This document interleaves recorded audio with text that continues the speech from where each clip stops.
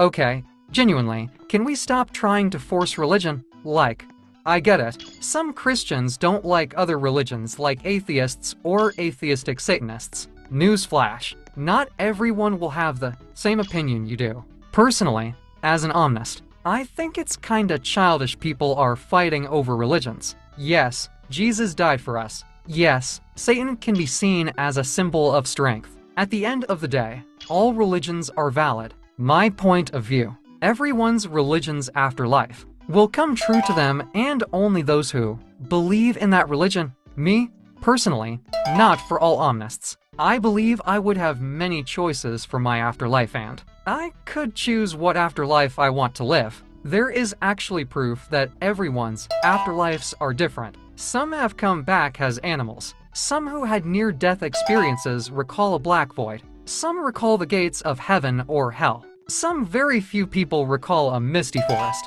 In the end, everyone's beliefs are true and valid for them. End of story. Your local Dazai out.